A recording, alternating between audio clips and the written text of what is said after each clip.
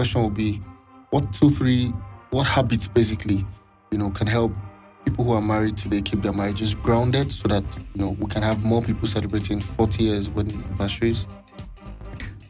I want to celebrate 50 and 60. Amen. Amen. 3 things. Okay. Talk. Number 2, talk. And number 3, talk. Also, if it's that simple, talk, why is it so difficult to do? Because I saw a quote where they said, it's in pidgin. So they wrote, person we ignore signs go later see wonders. Now, one day, make I ignore the signs.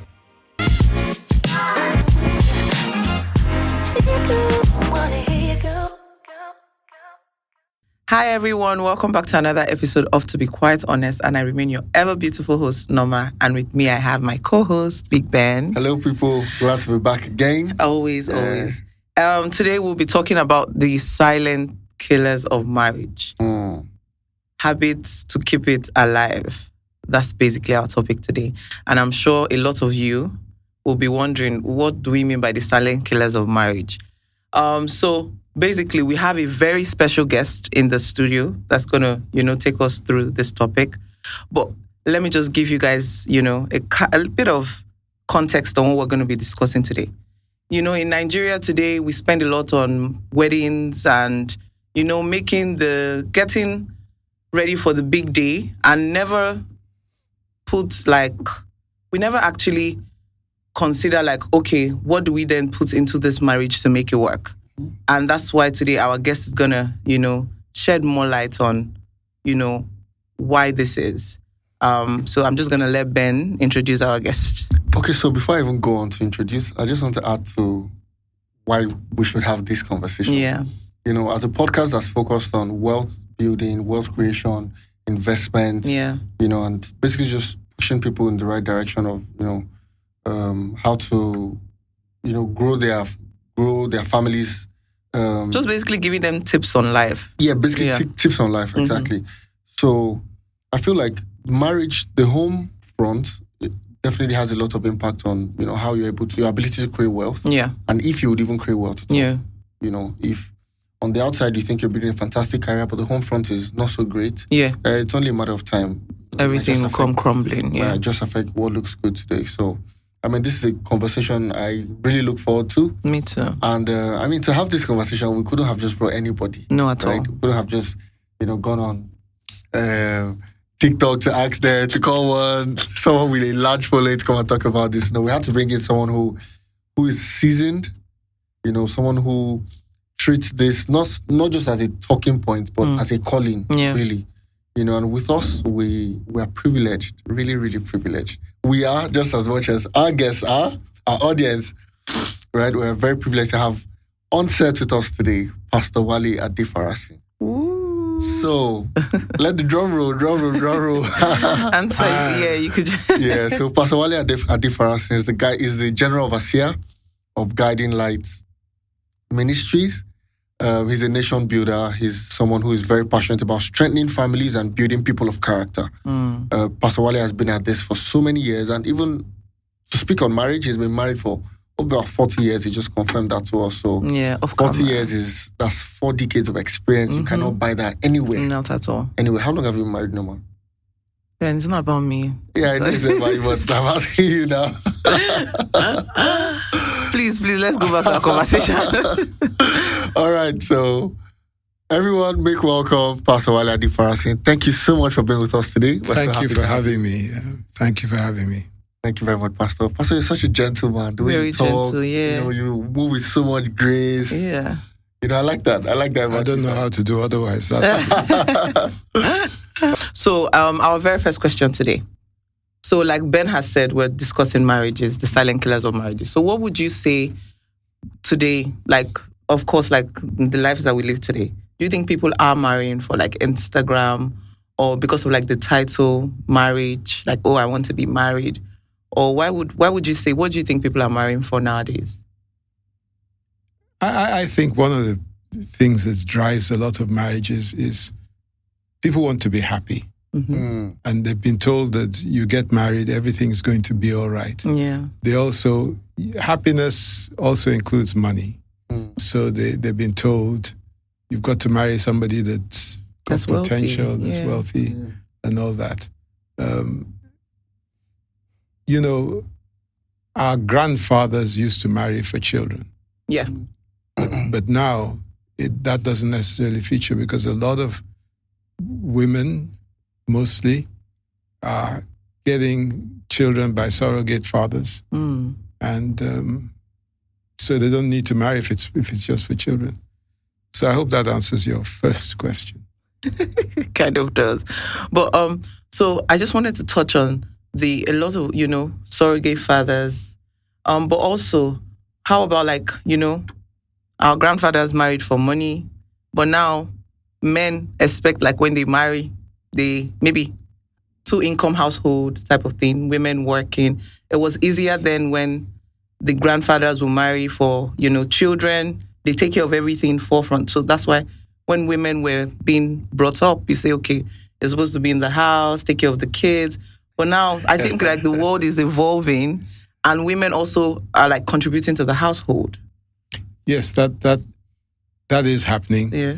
My grandfather, for instance, had a farm. And it was the wives, because he had more than one wife, that went to the farm. And when they came back from the farm, they fed him. And when they had fed him and he was full, they could eat and feed their children. That was marriage in those days. But society has evolved in such a way that one family, one person incomes cannot cut it anymore. You need to have both contributing to the family. Now, sometimes the wife could be a bigger earner than the husband. That breeds its own problems. But yes, society has evolved in such a way that it has put a lot more pressure on marriage. And that's what's happening. All right, Pastor, so I know that, as a man of God, you counsel a lot of young people who are looking to get married, people who are already married and, are dealing with one challenge or the other, possibly even people who are saying, Pastor, I don't ever even see myself getting married, right? So, Pastor, what, in your opinion or from your experience, is the silent killer of marriages today? Because what's going on now is that we're seeing a lot of younger people not being interested in even getting married ever. We're seeing a lot of people who are married, hopping out of the marriages, even when they haven't even stayed so long. Yeah. What, in your experience, is the silent killer that we're not really addressing? 2 words: unrealized expectations. Yeah. I think people have expectations going into marriage. And I remember I was counseling, this is at least 30 years ago. I was counseling a couple that were preparing for marriage. And I asked the lady, what is your favorite thing? What do you like most about him? And she said, he's got a lovely kitchen. Oh. Now, it didn't mean to come out that way. Yeah. But it would have sounded to him as if she's only marrying him for his kitchen. Yeah. So people have different expectations. One of them is happiness. And in my book, God never said you will be happy when you get married. You don't get married for happiness. You get married for partnership. And if your partnership is doing well, you will be happy. Yeah. But you're meant to be holy, not happy. Okay. So unrealized expectations, that's the biggest killer. Yeah. It covers every area: money, sex, parenting, every area of marriage. And you did say something about what do we do? We have a questionnaire that people planning to get married fill out. It covers their roles in marriage, their parenting expectations, their financial expectations, sex. It covers at least 10 different areas that we need to open them up to. And they fill out this questionnaire and they get to give us a good opportunity to delve into the areas that could possibly cause them problems. So, okay. Sorry. Mm-hmm. I'm thinking if the silent killer is something that is unrealized expectations, I think this is something that should be fixable by dialogue, for instance. Mm-hmm. Well, couples planning to get married they're consumed. They spend so much time on the wedding. On the preparation. Not on the marriage. Yeah. And so it's very difficult to break into their expectations. As a matter of fact, what we try to do is to say, don't set the date for your marriage until you have done some counseling up to a certain point. Mm-hmm. Because through the counseling process, you might discover you're not really meant for each other. But they always come with a fait accompli. Oh, we've already done this, we've already done that. The parents have agreed. Yeah. And because of that, they have to go ahead with the wedding. In some cases, we put our foot down and said, well, if you're getting married, we won't be marrying you in this church. But they just go somewhere else. Which is... That's great. Well, okay, but I wanted to touch on what we just spoke about. So, you know how you can't basically discuss marriage without involving family. Yeah. Because as a woman, when you meet someone, they'll tell you, oh, you're not just marrying this person, you're marrying into the family. Yeah. And how do you think couples are able to give respect to like each other's parents while also building their own home? Because in as much as you're marrying the family, you have to learn to put boundaries. And, like we're in Nigeria, respect is a very big thing. Your mother-in-law cannot come and say, oh, don't do this to my child. And obviously you may not like her tone. You go back and tell your husband. And if it's something that's constant, how do you... Let me tell you a story. I get your question. I'm trying to put a point on my question. I get your point. Yeah. This is my story. Mm-hmm. A couple, both doctors, got married. And one was working, he had a job. The other was in between jobs, as they call it now.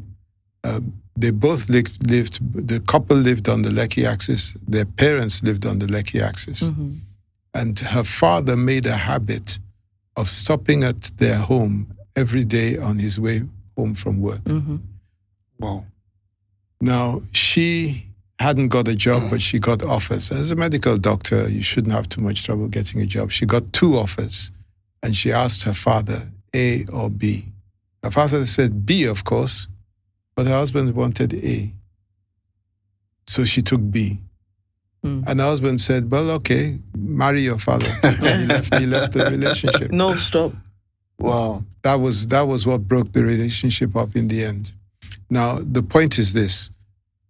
The couple have a responsibility to be respectful. Yeah. But they've got to set their boundaries. Sometimes it's very delicate, but they've got to set their boundaries and let parents understand that beyond this, you don't go. And it's usually best to tell your own parents rather than tell your parents-in-law. Yeah. But I think a large amount of the responsibility lies on the parents. I have 3 children. They're all married. And so I have 3 sets of in-laws. We just don't interfere. We don't, especially with the daughters. You don't interfere in their lives. Don't tell them what to do, except they seek your advice, or except it's something that you use a lot of wisdom to communicate without putting their backs up. A man has eaten his mother's soup for many years, and it's going to take some time to transition to his wife's soup. And his mother might come in and say, that's not how you cook it. He doesn't like it this way. She should butt out as much as that's putting it nicely. She should just stay off the topic. So there are many things. Parents, the onus is on parents to respect the fact that this is a new family, no longer your family. Yeah, I agree. I think apart from in-laws, another thing that causes, that's also, that affects marriages, affects a lot of families is financial secrecy. Mm-hmm. You hear a lot of women saying things like, "Oh, he doesn't let me. I don't know how much he earns." Yeah. And you hear men taking pride in not revealing how much they earn to their wives. How where do you see all this ending up? Because for the most part, the people who mount these things are mostly younger people. Yeah. But as someone who has had who has been through this for like several decades, where does this end? Really? The Bible says a man shall leave his father and his mother and shall cleave unto his wife, and they two shall become one flesh. Yeah. Now, it's not, they don't physically become one, but they become one life. They're now living one life. You can't live two separate lives and expect your marriage to succeed. Yeah. You're living one life. And this key word is open disclosure. If you're working together, you need to be talking together. And she needs to know everything about you. He needs to know everything about you. They both parties need to know everything about one another. Now, open disclosure, sometimes it's wisdom not to disclose some things or to find a delicate way of disclosing it. But what a man earns is coming into the family. Mm. So as family income, that's the way it should be treated. I've advised couples, open a joint account. Sometimes they operate the joint account in different ways. If they know they trust each other, they can put all their income into the joint account and spend it from there. If they don't, they could decide on a percentage to put into the joint account and what it's to be used for. That's the way to go. If you don't, you'll have suspicion galore. And you need to be able to trust one another. Trust doesn't happen overnight. It takes years to build trust, but there's a basic trust that God has given you the capacity to have. And as you trust more trust comes. Mm. You develop trust. Speaking about trust. And it works in finances, it works in other areas of the marriage. And Pastor, speaking about trust, another thing that breaks trust very well is infidelity for both parties. Yeah. But many times, many times it looks like that is a problem for the women. The it's women who are mostly complaining about infidelity. If we're looking at, the discussion out there today, men don't complain as much about it. On the other hand, men don't complain as much about it, like because they are the doer of it. No, so I'm saying that it appears from the discussions we see online, it appears like men are the ones who are quick to step out of the marriage, right? So that's why it's more women who are coming out and say, "Oh, the guy cheated on me and did all of that." And on another hand, some other women complain about emotional unavailability, men not knowing how to show love, and men don't believe in the love languages, and all of these things. So are these modern day challenges, or have they been around for a long time? And how have people who have been in marriages for as long as you've been in, have they navigated all of this? Most couples when they get married say make vows to one another. Infidelity is a betrayal. Yeah. Let's call it by its, it's a betrayal. And when you feel betrayed, you lose respect for the person who has betrayed you. And that's an important ingredient of a relationship. So I feel that there shouldn't be infidelity. And honestly, if couples are engaging each other, if they're communicating, and communication is not always verbal, if they're communicating love languages and so on, then the incidence of infidelity won't arise. Okay. When you talk about men, I talked to some of my friends many years ago, and what they said is, if anybody else knows that she was unfaithful, then that's it. But if we can keep it quiet and people don't know, so that's an ego matter, So it's important. Do you have date nights with your husband? Do you have date nights with your wife? Do you have nights or days where you can just spend time together without talking about the children or the bills, just like you did before you got married. Those are the things that help keep romance alive in a marriage. So, I want us to go to a different side of it. So before people get married and they see like red flags and they think, oh, it's okay, like it's not that bad. I can change him or her when I enter the marriage. Would you advise for people to do that? People really change.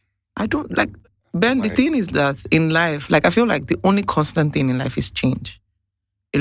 Like you can't say people evolve, even in marriage. The wife that you married 5 years ago, she has evolved now, so. Yeah. First cardinal rule is you can't change anybody. Yeah. You understand that God can change somebody. So don't work on changing your partner. Work on changing yourself.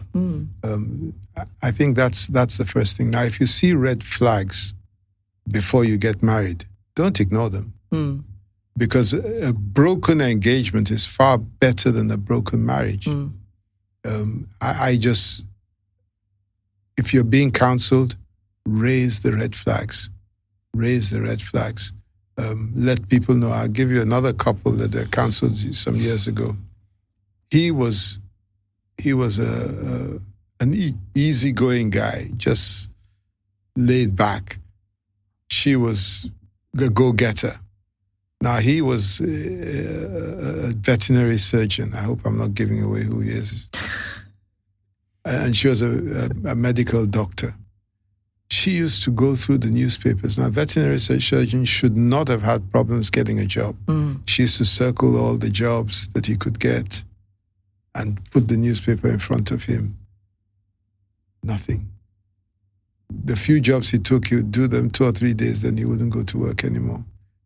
That had surfaced before they actually got married. And it became obvious that this marriage is going to be challenged with all these problems that they're facing. The marriage didn't last. We counseled them not to marry yet, but they went ahead and did it.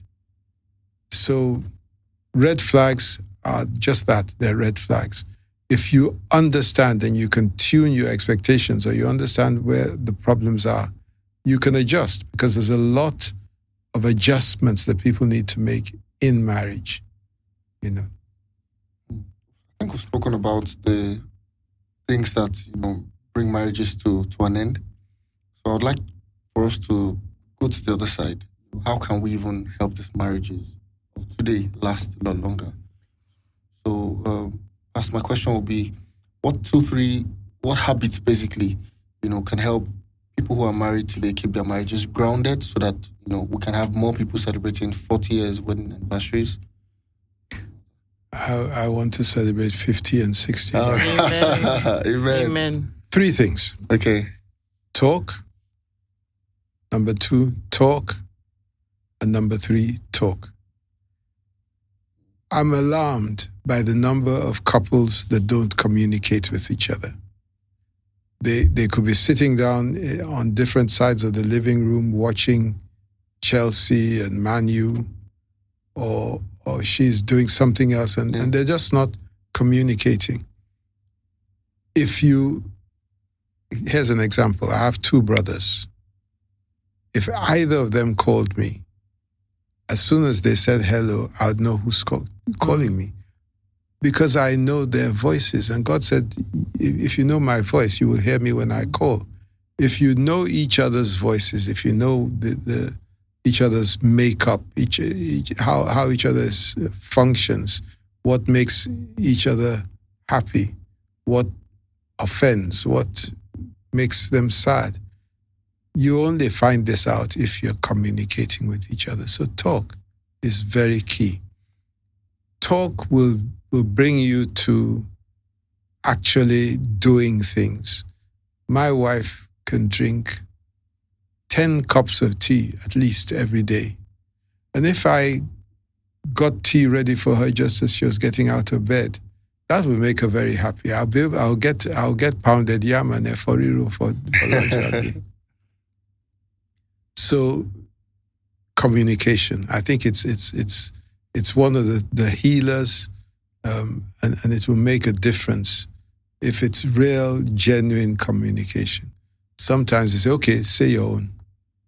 You don't really mean to solve a problem if you're, being aggressive like that. Also, if it's that simple, just talk. Why is it so difficult to do? Because we come to the table with preconceived ideas. We're not ready to yield or bend. One thing, and I think I've said this in church, when your wife says something, she is right. No matter what you think, just accept that she's right. That's the way to make marriage work. And a lot of men don't understand this. A man is more of a go-getter. He's more of a goal setter. A woman is more emotional. When a woman looks at a situation, she tends to see details that he misses. When he looks at the situation, he's looking at the overall goal. It's important for him to take on board her concerns. His decisions will be much better if they reflect her judgment. Every step we take, every way we live should be filled with peace, joy, and serenity. Now, if you're looking for a community that offers all these with infrastructure and the right amenities for you and your family to thrive, look no further than Mixter Africa Estates. Now, Mixter Africa, over the last 20 years, has basically been provided the kind of community, over 15 estates with 5,000 housing units that people have been thriving in. Look forward to welcoming you in one of our Mixter estates. Well, Pastor, do you believe in this word? There's this word called love bombing. I never heard it before. I learn something every day. Yeah. So it's like when a man knows that, okay, this woman, I do like her, but then kind of may have red flags, but doesn't want her to see the red flags. And then he now gives her a lot of gifts, puts her in the center. And then maybe when he eventually gets her, He changes. He changes. Exactly. Well, I think that courtship should not be 1 week or 3 months. A minimum, in my own view, of 6 months, minimum. Because in 6 months, you will get to know somebody, warts and all. You should be able to see through those pretenses. Because it's deceit to pretend that you are something you're not. I agree. And so love bombing, I think at the end of the day, she needs to be able to see through it. But what if she's not able to see through it and then they get through the life, they eventually get married, and it's now when she's in the marriage that she's seeing everything is happening? Because I saw a quote where they said it's in pidgin. So they wrote person we ignore signs go later see wonders. so what if she ignored the signs, that's not that bad, I can change it. We've spoken about people trying to change people, I can live with it, it's not that bad. You just make excuses until now one day. Make her ignore the signs. The signs are there. She saw them, but she didn't want to believe them. That's what happens. Yes, exactly. A lot of the time. And unfortunately, she pays the price in the long run because she will see wonders. Yeah. Now that's why I said a short courtship, you can mask those things for some time. But in a longer courtship, and I said 6 months is my minimum, but I think a year or more is ideal. healthy. Yeah. But people are in such a rush. They just want to get that MRS or married man. And as I said about expectations, sometimes a man gets married because he expects that he'll get 3 square meals a day. Well, sometimes She might be a great cook before they get married, and after they get married, I want to give an instance. So I know someone, right? So the person is married, but at the time when the guy and they were like talking, he was very certain about his decision. Like he was sure he was ready to get married. He was old. I think sometimes with men, when they get to a certain age and maybe they're doing okay, they believe that they are ready for marriage. But you might think you're ready for marriage and then eventually don't understand what it means to be married, like what it means to actually be married. Because when they were dating at the time, he was so sure he wanted to be married, everything. And then they had a child, came commitment, being a father, and it just looked like he froze. They had the child after they got married or before? Before. So they had the child before they got married. And so hence in the Nigerian tradition, you've kukuma born for the man, you have to marry him. So it was a case of, okay, go ahead, marry. And now it's like everybody's like trying to navigate each other's steps.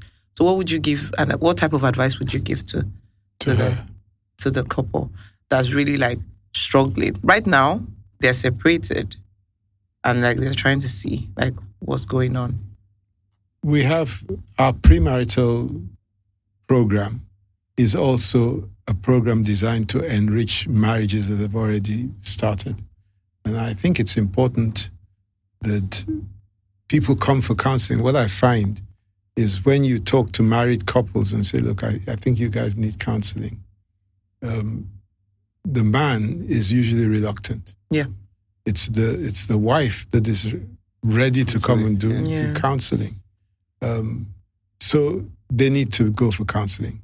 The man, his idea is, I don't want to wash my dirty linen in public. What I would advise is they need counseling.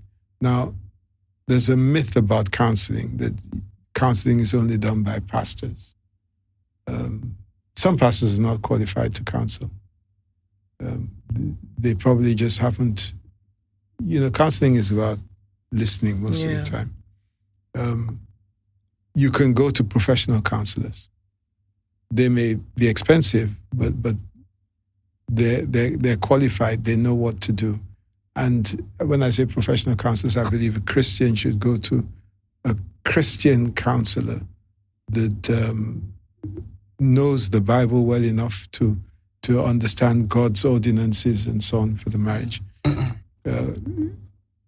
There's nothing one can say except go for counseling. They've reached that point, and then don't have children before you get married. As much as possible. So what are your thoughts on cohabiting? Because really, if people do not live together, it's not so easy to know so much about the person if you don't really get to spend time, within the same space with them for certain periods. I think it's lovely to leave something to be discovered. The Bible says the marriage bed is undefiled. So as far as God is concerned, you're sinning against him if you cohabit. Now, discovering about people, I've had toothpaste.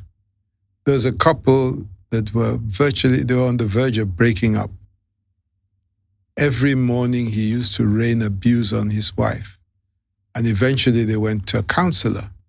When they got to this counselor, the counselor said, so when does this start? Oh, it's morning. What time in the morning? Oh, as soon as he comes out of the bathroom. I get up first, I have my bath first, and then I come out of the bathroom, he goes in, and then he comes out raining abuse on me. So at what point It's when he goes to the wash hand basin to brush his teeth. That's when he starts raining abuse. What was happening was she was brought up to squeeze her toothpaste anywhere. And he and his siblings were beaten by their father whenever they didn't squeeze their toothpaste From the bottom. As soon as he saw that this was happening at the wash hand basin, he knew it was toothpaste that was provoking the problem. Problem solved. He said, okay, from now on, I will not criticize her. So everybody brings baggage from their homes into their marriages. It's learning to sift the baggage and learning to live with what you have to live with and to change where you know you need to change. I think that's the answer. Today also there's a lot of unsolicited advice on social media. And I think that in some ways even affecting the social mentality media of is people in crazy. marriages. You know, you just wake up and you open your phone, and someone who has probably never been married, has some advice for married people, and a number of married people take those things to heart and go and start to apply them. 2 days later, someone else drops another advice, you take it to heart, you apply. How really should we, counteract that? Yes. Well, my answer is such a simple one. Read your Bible. Because if you're reading your Bible, you will know what God's perspective on an issue is, and you won't need advice from people, or you could see through the advice that this is ungodly. Divorces are on the rise, whether Christians, non-Christians. I don't know what the data is saying about which group has it more. Yeah. But it's bad. It's very bad. It's really bad. So, Pastor, what do you think we can do about this situation? Because, I mean, we're seeing birth rates in some other countries drop. We don't have that problem today, but we don't want to wait until it gets worse than what it is today. So, how do you think that, especially Christians, how do you recommend that we can turn the tide around, and especially have more Christian marriages grounded, producing children who understand how it is that family should run? Mm-hmm. I understand the problem. Another story. This couple met on a Thursday, highly recommended to each other. On Friday, he proposed. On Saturday, they got married. All in the space of 1 week? And on Sunday, he woke up and said, "Where's my breakfast?" She said, "Oh, I thought we'd just go to Hilton Hotel and have a brunch." He wired her a dirty slap and said, "Get into the kitchen and get my breakfast." That was the end of the marriage. Wow. So the rush to get into marriage had created that problem. Divorce, I know one woman came up to me, we counseled the couple when they were getting married. And she said, "Pastor, I didn't know marriage would be like this." When he comes home from work, he takes his jacket, throws it on one chair. He takes his shoes off, throws them somewhere, his socks somewhere else. And I have to go around picking after him. I'm tired. I can't continue.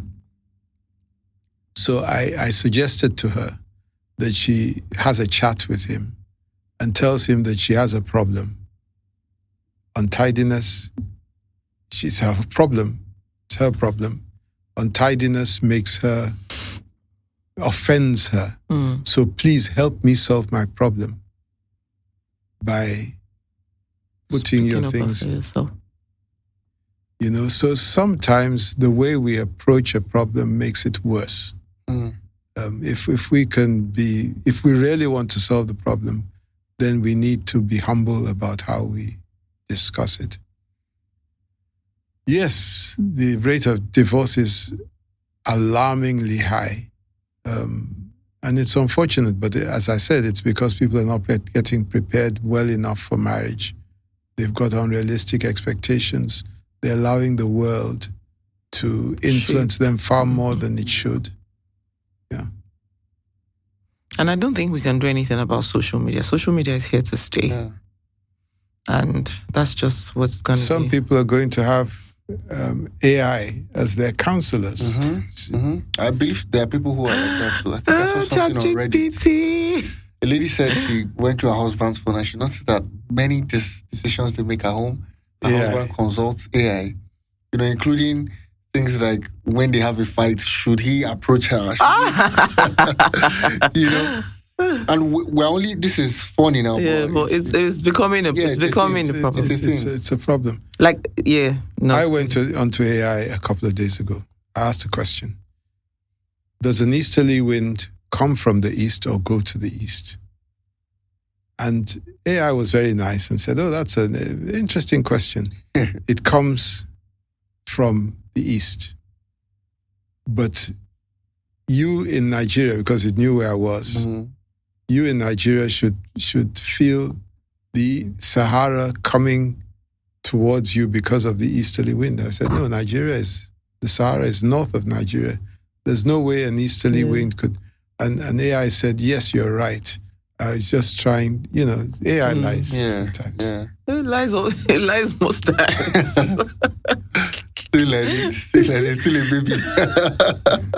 Do you think like people, instead of like trying to learn the word of God, they idolize the people that have been put there to preach this gospel?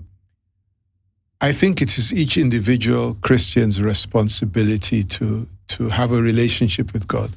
You cannot have a vicarious relationship with God through your pastor, through your family.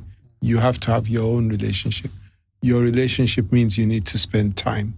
As I said earlier with my phone call to my brother, from my brother, you need to spend time knowing the voice of God, hearing it clearly. You need to devote time to knowing God. If you do that, you don't need anybody to teach you. The reason a pastor is there is to fire the people up on Sunday so that they can go do the work of ministry Monday to Saturday. All right, so taking it back to marriage as we start to wind down, what message, Pastor, really do you have for couples who will be listening to this and who are feeling like their marriages are gradually hitting the rock, coming to an end? Yeah. I apart from the things that I've said, talk, spend time together, try and live your lives together as one life rather than both of you having separate lives.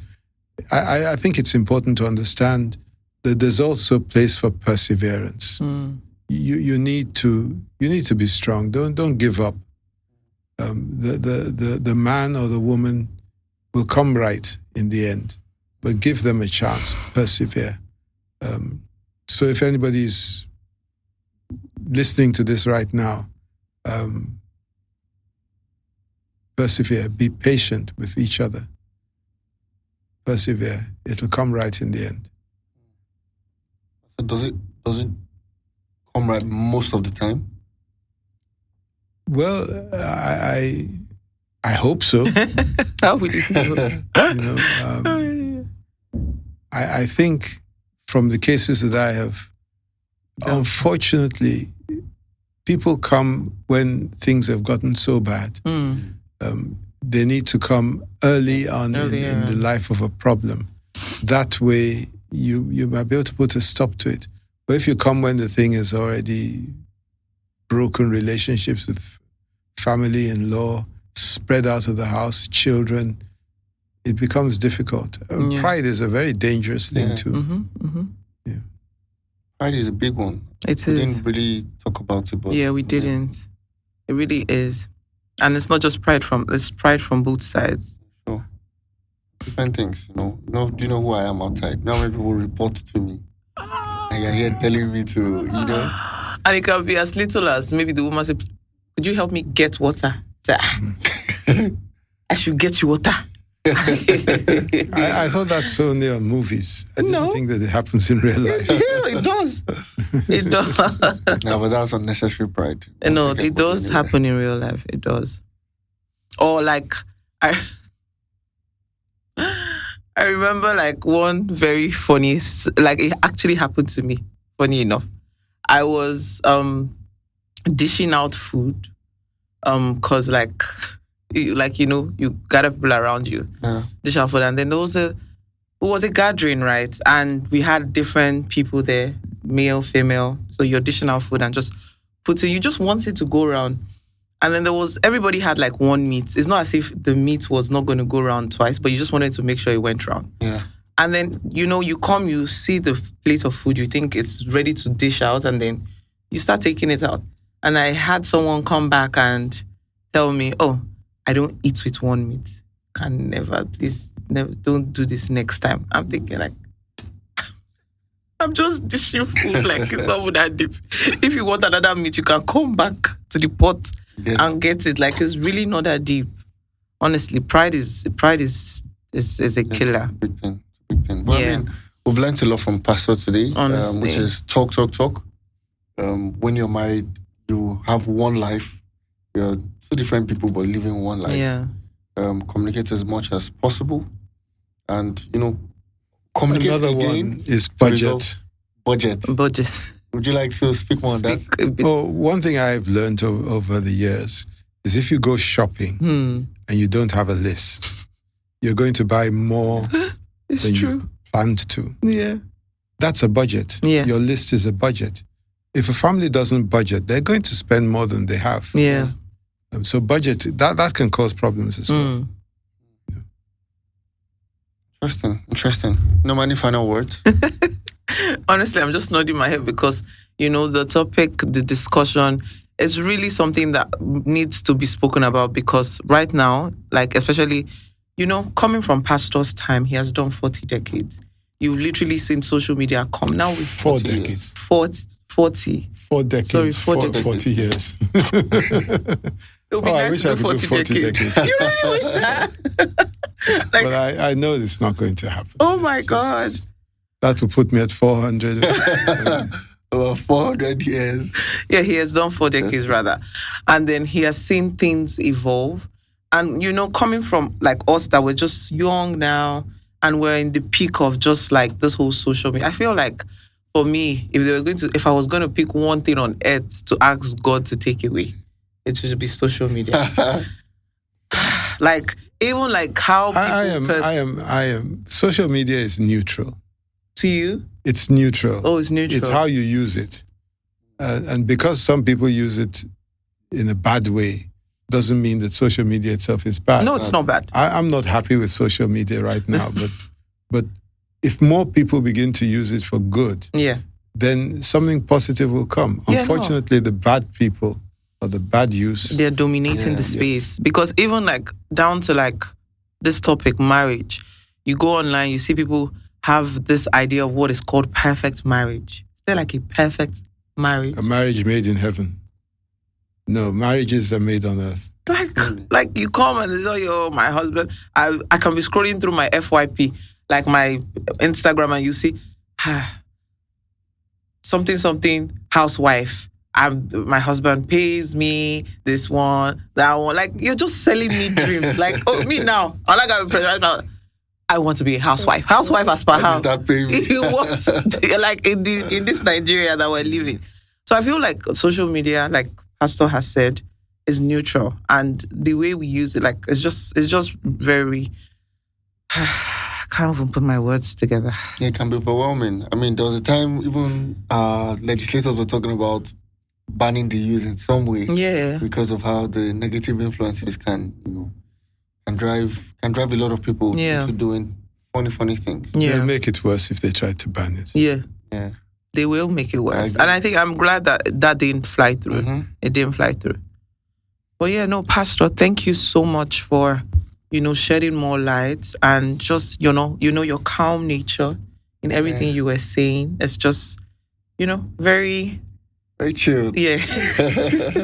We really enjoyed having you here. Pastor. And also... I enjoyed being here. Oh, thank you, Pastor. And also like you referencing the scriptures, because I feel like nowadays we tend to walk it like as if we're placed here by ourselves. And we always forget to reference, the main thing that has been said, like if you know this, you would know how to move on this earth that you've been placed in. But honestly, thank you, Pastor. It was really enlightening for me, very eye-opening as Pastor. Well. But before we round off, we like to do this thing where Ben, do you want to go? Go ahead. I know, I want, Okay. So, Pastor, every time we want to end our shows, we always like it when our guests And okay, so first of all, the name of this podcast is To Be Quite Honest, right? So we'll start the phrase saying, to be quite honest, and then you end it with a message you want to put out there. Yeah. Can be any message at all. So I would say, to be quite honest, then you end it with any message at all. Are you ready, sir? Yep, I'm ready. All right. So to be quite honest, Nigeria will be great. amen. Nigeria will be great. I'm looking forward to seeing that day. I pray too. I do pray because I do I love Nigeria. Yeah, I do too. Thank you so much, Pastor. Thank It's you. been an amazing Thank you. time with you. And thank you so much to our audience. You've been rocking with us from day one. Season 1. We're so blessed to have you, consume our content, Yeah. follow our organization, Mixed Africa, and, do business with us. Yeah. So, Pastor, if people want to reach out to you, how can they connect with you? Do you have materials? Have you written books? Do you have... I have a book that's titled The Succession Crisis in Nigeria, because we don't do succession. You find most organizations die after about 50 years or 50 years after the founder's gone. And it's something that you plan for. You plan for succession. Thank you once again, Pastor. Thank you once again, Norma, my co-host. Thank my you, beautiful Pastor. co-host. And to our audience, till next time. See ya. Bye. Thank you and God bless you all. Bless you Man, too, thank sir. you, Pastor.